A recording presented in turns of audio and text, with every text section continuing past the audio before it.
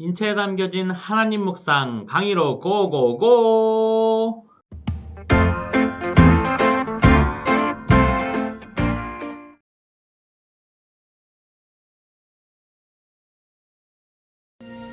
시편 제1권 제1편. 복 있는 사람은 악인들의 꾀를 따르지 아니하며 죄인들의 길에 서지 아니하며 오만한 자들의 자리에 앉지 아니하고 오직 여호와의 율법을 즐거워하여 그의 율법을 주야로 묵상하는도다. 그는 시내 안녕하세요. 인체에 담겨진 하나님 묵상 6번째 강의가 시작되었습니다. 오늘은 무릎에 대해서 우리가 함께 묵상을 해보고자 합니다. 여러분, 사람들은 흔히 당신은 복이 있는 사람입니다 라고 말을 하거나 아니면 나는 복이 참 지지리도 없어 라는 말을 자주 하곤 합니다. 많은 사람들이 생각하는 이 복에 관한 이론은 착하게 살면 복을 받는다, 덕이 있으면 복을 받는다 라는 생각을 갖고 살아갑니다. 우리가 신명기를 이해할 때에도 하나님이 주신 계명을 잘 지키면 복을 받고 계명을 지키지 않으면 저주를 받는다고 생각합니다. 그래서 사람들은 복이 인과 응보인 줄 압니다. 내가 노력을 하면 복을 받을 것이라는 생각을 가지고 있는 겁니다. 그러면 정말 복이라는 것이 인과 응보의 관계일까요? 우리 함께 생각해보는 시간을 가졌으면 좋겠습니다. 우리 첫 번째로 덕이 있는 사람이 복을 받는다. 여러분, 이것에 대해서 어떻게 생각하세요? 착하게 살면 복을 받을까요? 이것을 보면 우리 주변을 보면 그렇지 않다는 사실을 너무나도 많이 보게 됩니다. 착하게 산다고 우리가 흔히 말하는 복을 받는 삶은 꼭 그렇지만은 않습니다.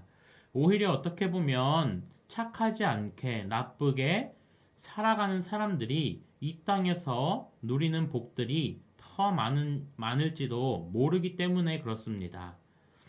두 번째로는 그러면 신을 잘 섬기면 복을 받을까요? 우리가 예배에 열심히 나오고 기도를 많이 하면 복을 받는 인생을 살아갈 수 있을까요? 이건 역시 우리 주변을 보면 꼭 그렇지만은 않습니다. 아무리 기도를 많이 하고 예배를 잘 드려도 우리가 생각하는 그런 복이 꼭 주어지는 것은 아닙니다. 그러면 우리 세 번째로 계명을 잘 지키면 복을 받을까요? 우리가 안식일을 거룩하게 지키고 여호와의 이름을 망령되이 부르지 않고 부모를 공경하고 이웃의 것을 탐내지 않는 사람들이 복을 받을까요? 이건 역시 그렇지 않은 것이 우리의 현실입니다. 그렇다면 여러분, 복이란 무엇일까요? 우리 시편 1편은 우리에게 복에 관한 전혀 다른 정의를 보여주고 있습니다. 우리 함께 살펴보도록 하겠습니다. 복 있는 사람은 악인들의 꾀를 따르지 아니하고 죄인들의 길에 서지 아니하며 오만한 자들의 자리에 앉지도 않고 오직 여호와의 율법을 주야로 묵상하는 사람이라고 정의합니다. 여러분, 이 말씀을 유심히 살펴보면 복 있는 사람은 결국 다리와 관련되어 있음을 알 수가 있습니다. 여러분, 복 있는 사람은 악인들의 꾀를 따르지 않는다. 죄인들의 길에 서지 않는다. 오만한 자들의 자리에 앉지 않는다. 시편 1편에서 말하는 복이란 단어는 곧다, 솔직하다, 직행하다, 똑바로 가다라는 의미를 가지고 있습니다. 한마디로 무릎이 거듭난 사람들을 의미하는 겁니다. 하나님 앞에, 진리 앞에 무릎을 꿇는 사람, 나의 노력과 업적을 근거로 당연히 복을 받아야 한다는 이 인과응보가 아니라 복이 하나님께 있음을 알고 그 앞에 무릎을 꿇을 수 있는 사람이 진정으로 복받는 사람이라는 것입니다.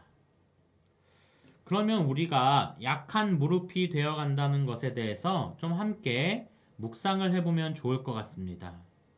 시편 147편 10절 11절 말씀을 우리 한 목소리로 함께 읽겠습니다. 시작.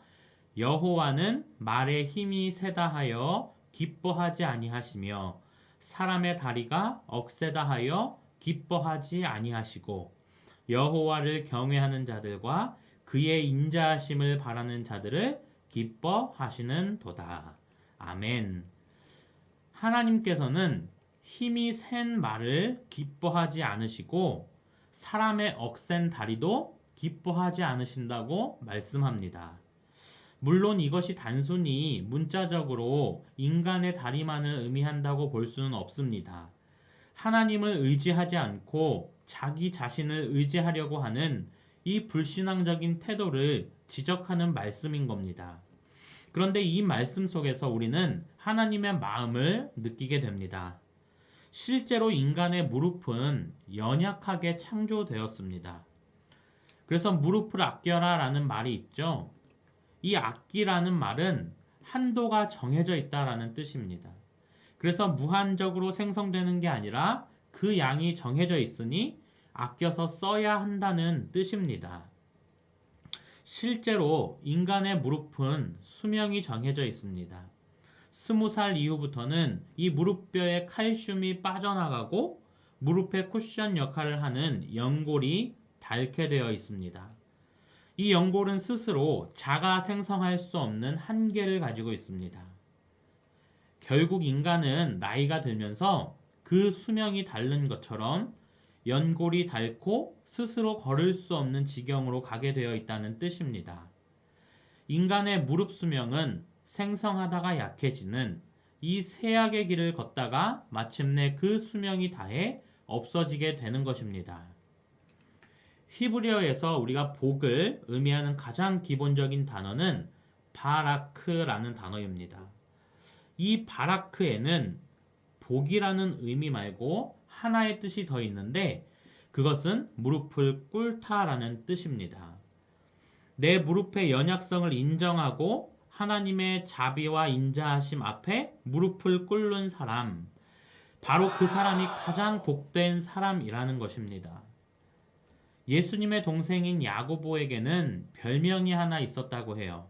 바로 낙타 무릎이라는 별명입니다. 낙타처럼 무릎을 숱하게 꿇어왔던 흔적이 생생하게 남아있는 사람이라서 이러한 별명이 붙여졌다고 합니다. 현대인들은 튼튼한 무릎 만들기에 열의를 가지고 살아갑니다. 그래서 튼튼한 다리가 되어 장수하며 세상 곳곳을 여행하며 건강하게 살기를 바라고 있습니다. 하지만 우리가 잊지 말아야 할 것이 있습니다. 우리의 무릎은 닳게 창조되었다라는 사실입니다.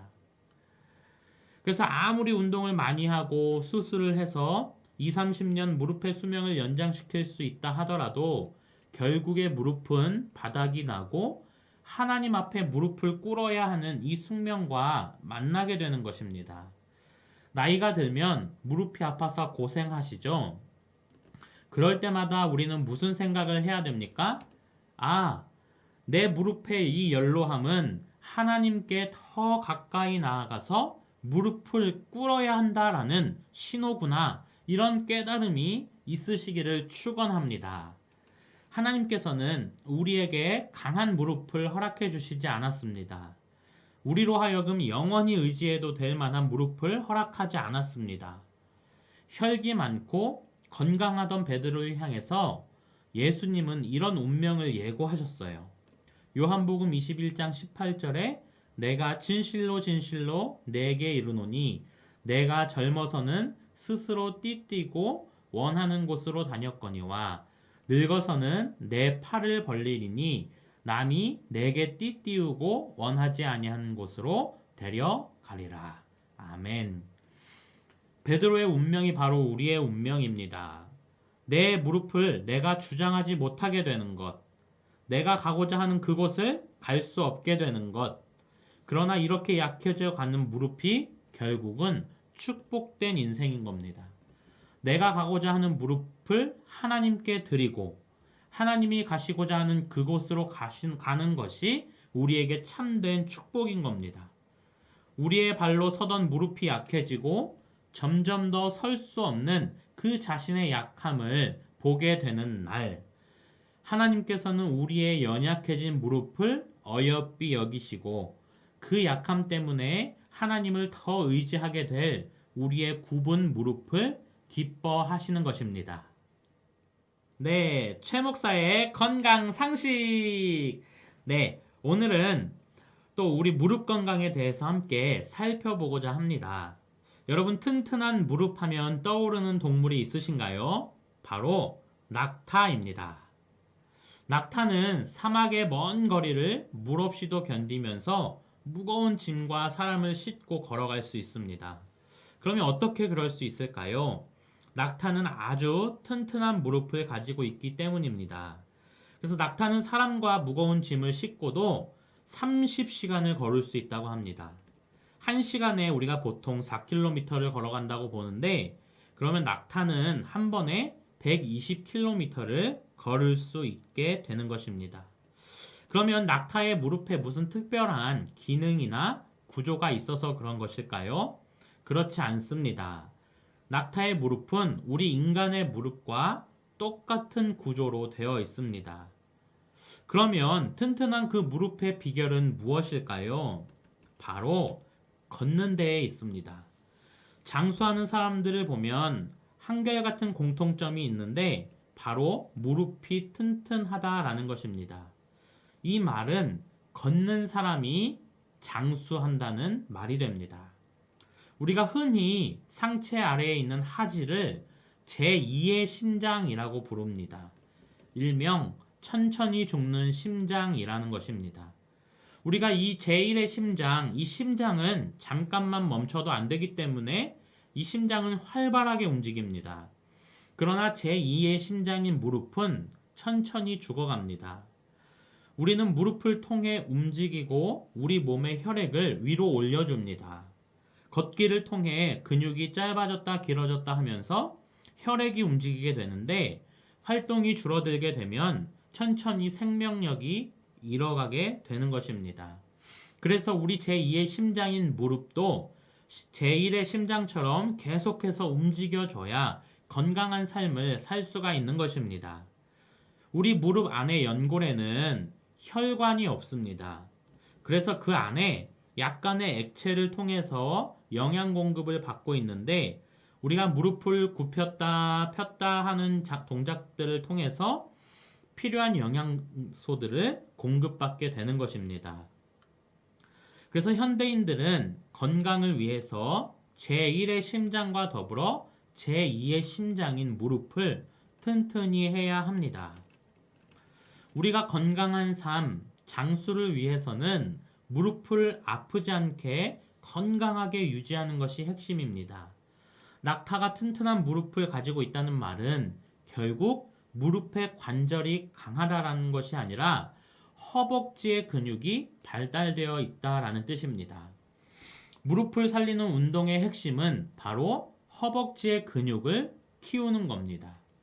그래서 실제로 허벅지가 굵을수록 당뇨병 위험이 줄어든다는 연구 결과도 있습니다. 우리의 몸에서 포도당을 가장 많이 소모하는 곳이 허벅지입니다.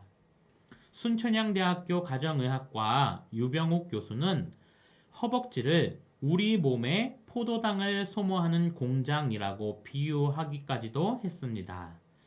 그러니까 허벅지의 근육이 부족하면 포도당을 소모하지 못해서 혈당이 올라가게 되는 것입니다. 실제로 연세대에서 32만 명을 대상으로 허벅지 둘레와 당뇨병 유병률의 관련성을 연구했습니다.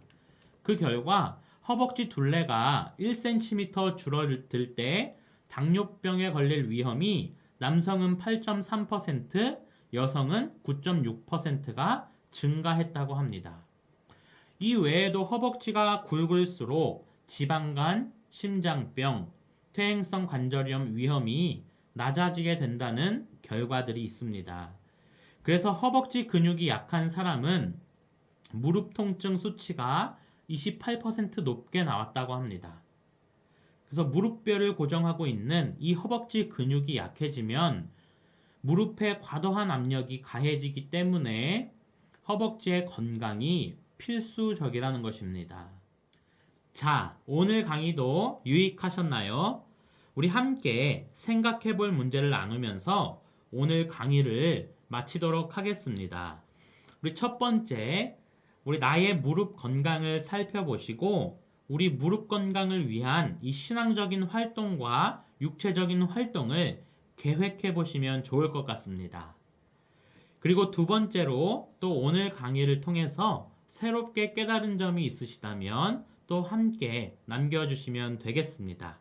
이 두 가지 문제의 답변을 다셔서 저의 이메일이나 핸드폰으로 문자를 보내주시면 되겠습니다. 네, 여러분 고생 많으셨고 마치도록 하겠습니다. 감사합니다.